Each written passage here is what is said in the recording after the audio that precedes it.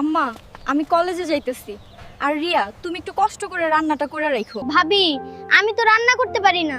এত বড় মাইয়া হইছো, এখনো যদি রান্না করতে না পারো তাহলে শ্বশুর বাড়ি যায় কি করবা? খাইবা আর ঘুমাইবা? আমি এত কিছু বুঝি না। আয়শা যেন দেখি সব রান্না করা থাকে। কিন্তু বৌমা, আজকে তো শুক্রবার, তোমার কলেজ তো বন্ধ থাকার কথা।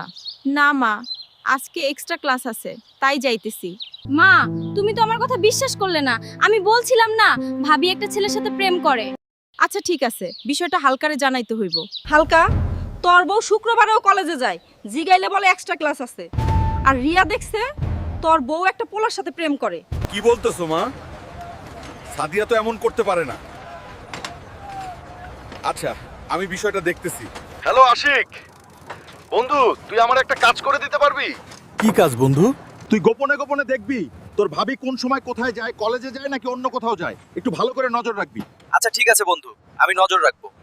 জান, তুমি আমাকে বিয়ে করবা কবে? আরে জান, তুমি টেনশন করো না, সামনের মাসেই আমরা বিয়ে করব।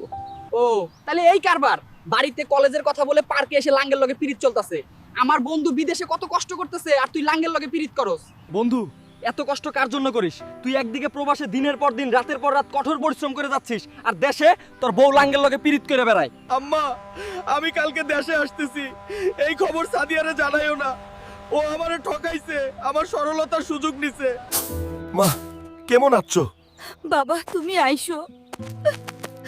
মা, সাদিয়া কোথায় গেছে?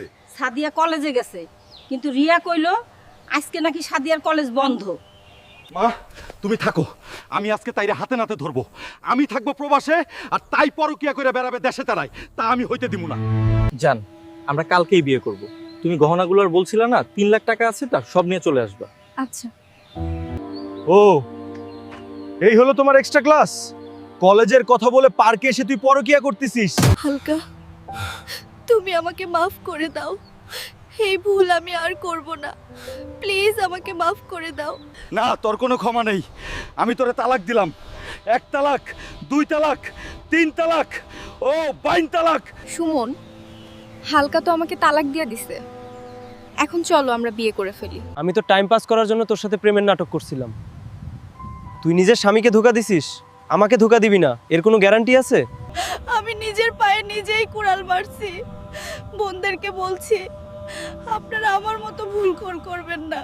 নিজের স্বামীকে ভালোবাসুন। স্বামী দেশে থাকুক বা প্রবাসে থাকুক, স্বামীর মতো আপন কেউ হবে না।